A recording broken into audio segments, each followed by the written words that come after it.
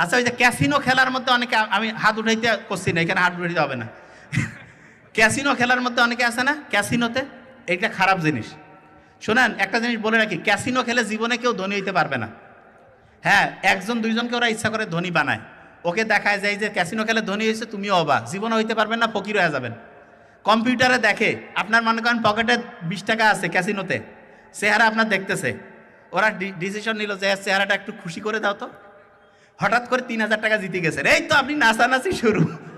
আপনাকে দেখে আপনার বন্ধু বান্ধব কাছে, কীভাবে দোস্ত কী খাবা, আসো সবাই মিলে গল্প করি, হেভি খুশি। তারপরে ওরা তো দেখছে, কাছে একে আরো মার্কেটিং করাইতে হবে, ও সব জায়গায় যাচ্ছে, দোস্ত কোনো সমস্যা নেই, খুব ভালো জিনিস, বসে থাকবে টাকা চলে আসবে। ইসলাম বসে থেকে টাকা ইনকাম, তুমি কি পঙ্গু, প্যারালাইজড হয়েছে? ভিক্ষার থালা নিয়ে মসজিদের সামনে দাঁড়াবা যে আমি জুয়া খেলা বাদ দিচ্ছি, সত্যি কথা সবাই টাকা দিবে, আমি বলে দিব। টাকা পয়সার জন্য পরিশ্রম করতে হবে। মোহাম্মদ সাল্লাল্লাহু আলাইহি ওয়াসাল্লাম খুব অপছন্দ করে হচ্ছে তরুণ বয়সের এই যে পরিশ্রমহীনতা আছে না। আচ্ছা, অনেকে কয় যে না ভাই আমরা তো খুব পরিশ্রম করি। কি পরিশ্রম করো? সারাদিন ওই গল্প গুজব করে, সারাদিন ঘুরি বেড়ায়, সারাদিন হচ্ছে কোনো বইটির সাথে কানেকশন নাই, কোনো প্রোডাক্টিভ কাজ নাই। এইটা হচ্ছে সবচেয়ে আলসামি কাজ, এইটা সবচেয়ে খারাপ কাজ। আচ্ছা, এখানে যারা যারা আছেন, এই যে যারা ইয়াং, অনেকেই বলে যাবে আমার তো সুযোগ সুবিধা নাই, আমি কি করব। ইয়াং অবস্থায় সবচেয়ে ব্রেইন, বিজ্ঞানীরা এখন দেখছে সবচাইতে শার্প থাকে, ব্রেন সবচাইতে অ্যাক্টিভ থাকে 18 বছর বয়সে। কোন বয়স? হ্যাঁ বলেন না। আরে 18 বছর নিয়ে তো কবিতাও আছে, এটা 18 বছর বয়স, তাহলে ব্রেন সবচেয়ে শার্প থাকে। আচ্ছা, আপনার যে ব্রেইনটা না, এইটার দাম আমি কিছুদিন আগে বলে আসছি যে এই ব্রেইনের দাম মিনিমাম 20,000 কোটি টাকার বেশি হবে। তা আমি এক জায়গায় প্রোগ্রামে গেছি, একজন বলতেছে যে স্যার আপনি তো বলছেন যে 20,000 কোটি টাকা, কিন্তু আমার তো মনে হচ্ছে এটা 5,000 কোটি টাকা। তা আমি বললাম যে তোমার কি কম হয়েছে তাতে? মানে ও কাছে আপনি বলছেন 20,000 কোটি, আমার তো মনে হচ্ছে এটা 5,000 কোটি। তাইলে প্রত্যেকের মাথার মধ্যে মিনিমাম 20,000 কোটি টাকার একটা জিনিস আল্লাহ দিয়ে দিছে।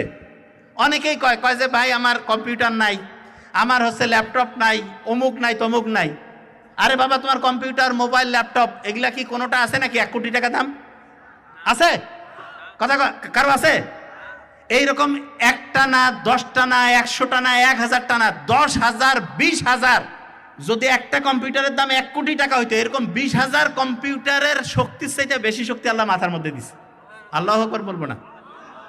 তাইলে এই মাথাটা যে আল্লাহ দিছে, এইটা যদি আমি কাজে লাগাই, আমার আর কোনো জিনিসের কোনো সমস্যা আছে? আচ্ছা, এখানে একটা জিনিস বলি, আপনাদের কেরিয়ারের ক্ষেত্রে একটা ভুল ব্যাপার আছে। যেমন আমার ছোট ভাইও বলে গেছে, নোবেল, অনেকেই বলে না যে আমরা সবাই সবকিছু নিজে করব, উদ্যোক্তা হবো, বলে না এরকম? হ্যাঁ বলেন না কেন? আচ্ছা শুনেন, সবাই যদি উদ্যোক্তা হয় তাহলে কর্মী হবে কারা? হ্যাঁ, সবাই বলতেছে নিজে কোম্পানি দিব, তার নিজে কোম্পানি মানে কি একজনে কোম্পানির মালিক, একজনে কর্মচারী হইলে হবে? সবাই মিলে করতে হবে না?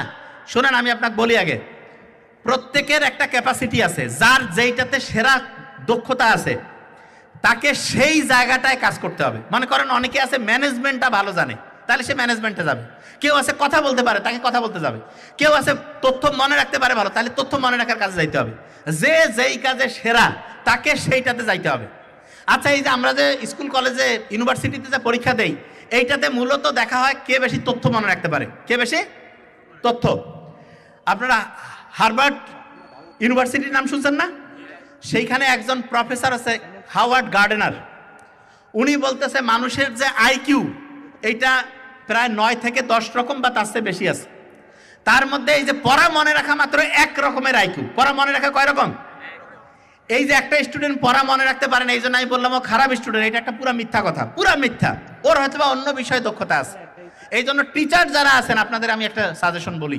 সাজেশন বলতে আমার দিক থেকে যেই জানাটা, কোনোদিন কোনো স্টুডেন্টকে বলবেন না যে বাবা তুমি খারাপ, তোমার দ্বারা হবে না, এটা কখনো বলবেন না। আর কোনো স্টুডেন্ট নিজেকে মনে করবেন না যে আপনার ব্রেন কম, না। প্রত্যেকের ব্রেন কোনো না কোনো বিষয়ে অসাধারণ, প্রত্যেকের ব্রেন।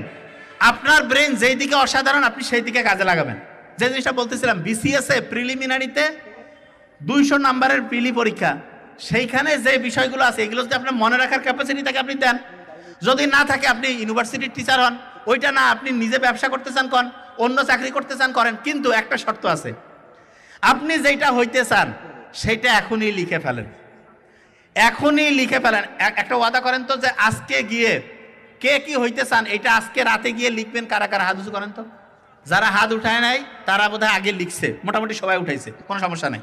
ওকে, এইখানে হাসি খুশি থাকে স্টুডেন্টের মধ্যে কারা কারা হাসি খুশি? আচ্ছা শুনেন, হাসি খুশি থাকা স্টুডেন্টের জন্য একটা ভালো খবর দেই। দুইটা স্টুডেন্ট আছে, দুইটা স্টুডেন্টের দিনে 5 ঘন্টা করে পড়তেছে, সব বৈশিষ্ট্য সেম। যে স্টুডেন্টটা নাম্বার বেশি পাবে সে কোনটা জানেন? যে হাসি খুশি থাকে। কেন? হাসি খুশি থাকলে এন্ডরফিন ক্ষরণ হয়, অক্সিটোসিনের ওয়াইফাই সিগন্যাল তৈরি হয়। তাহলে বলেন তো, এখন যদি আমরা হাসি সবাই, এইখানে পরিবেশটা কি ভালো হবে না খারাপ? একটু হাসি তো। আচ্ছা হইছে। আমি বলছিলাম আলফা ফ্রিকোয়েন্সি, খেয়াল আছে? মেয়েদের যে অ্যাটেনশন 2 নম্বরে ছিল হচ্ছে টি, আছে না টি? টি দিয়ে হচ্ছে থিটা ওয়েভ। কি নাম? থিটা। শোনেন, আলফা ফ্রিকোয়েন্সিতে 1 ঘন্টা পড়লে যে পড়া হবে, গামা ফ্রিকোয়েন্সিতে ওই পড়াটা পড়তে 5 থেকে 8 ঘন্টা, 10 ঘন্টা টাইম লাগবে। সবচেয়ে ব্রেইনে আলফা ফ্রিকোয়েন্সি তৈরি হয় সবচাইতে বেশি যেটা, সেটা বলি, সেটা হচ্ছে আপনি আর্লি মর্নিং, ভোর 3টা 4টা থেকে শুরু করে সকাল 8টা 9টা, এই সময় যারা পড়বেন 1 ঘন্টায় 5-7 ঘন্টা পড়া পড়তে পারবেন। আর একটা জিনিস আছে, সেটা কি বলি? এই ইসলাম ধর্মের কারা কারা হাত উঁচু করেন তো? আচ্ছা মোটামুটি সবাই। আচ্ছা অন্য ধর্মের কারা? অন্য ধর্মের, ইসলামের বাইরে, তাদের জন্য বুদ্ধি দিব যদি থাকে। আচ্ছা কিছু আছে, শুনেন। যারা ইসলাম ধর্মের, মনে করেন দিনের বেলা পড়ার দরকার, ওই সময় তো আলফা ফ্রিকোয়েন্সি হয় না, ওই সময় একটু কোরআন পড়লে, বাংলা অর্থ পড়লেও হবে, অথবা ওই সময় হচ্ছে 2 রাকাত নফল নামাজ পড়ে আলফা ফ্রিকোয়েন্সি নিয়ে আসতে পারবেন। তাহলে দিনের বেলা যেই টাইমে নর্মালি আলফা ফ্রিকোয়েন্সি থাকে না, ওই সময় কোরআন পড়ার পরে যদি পড়ি, তাহলে কোন ফ্রিকোয়েন্সি পাবো? যদি ওই সময় দেখা যাচ্ছে যে নামাজ পড়লাম তারপরে যদি পড়ি, কোন ফ্রিকোয়েন্সি? আচ্ছা আরেকটা বুদ্ধি আছে, অনেক সময় মাথায় খুব টেনশন থাকে না, মাথায় খুব টেনশন প্রেশার থাকে না, ওই সময় সেজদায় চলে যাবেন। সেজদায় চলে গেলে দেখবেন যে আপনার প্রিফ্রন্টাল কর্টেক্স ওইখান থেকে আস্তে আস্তে আস্তে আস্তে আপনার টেনশনটা আস্তে আস্তে কমে যাচ্ছে। টেনশন যখন কমে যাবে, তারপরে যদি আপনি পড়েন, পড়াটা কি বেশি মনে থাকবে না কম মনে থাকবে? বেশি মনে থাকবে। আচ্ছা ইউনিভার্সিটির টিচার কারা কারা হইতে চান? তাদের হাত উঁচু করেন তো। ইউনিভার্সিটির টিচার, আচ্ছা বলি, ইউনিভার্সিটির টিচার হওয়ার বুদ্ধি কি সেটা বলি। আমার বন্ধু তো ওই যে ফেরদৌস, যে প্রক্টর, সে কিন্তু অন্যরকম হচ্ছে গবেষণাধর্মী কাজ করে এবং খুব পরিশ্রমী আলহামদুলিল্লাহ, এবং খুব সৎ। তার সবচেয়ে সেরা বৈশিষ্ট্য খুব অনেস্ট, খুবই হার্ড ওয়ার্কিং, অনেস্ট। যারা ইউনিভার্সিটির প্রফেসর হইতে চান তাদেরকে বলবো, প্রফেসর যারা, তারা যা পড়ায় অক্ষরে অক্ষরে তাই মুখস্থ রাখতে হবে। ইউনিভার্সিটিতে কিন্তু ক্রিয়েটিভিটির চাইতে বেশি দাম হচ্ছে ফলোয়ার, মানে যেই পড়া পড়াবে স্যার সেইটাই কোয়া লাগবে। আমরা মেডিকেলে যখন পড়তাম, যেই স্যার যেই জিনিসটা পড়াবে তাকে ওইটা বললে খুশি হয়ে যায়, স্বাভাবিক। তা আপনি যদি ইউনিভার্সিটির প্রফেসর হইতে চান, তাহলে যেই ডিপার্টমেন্টের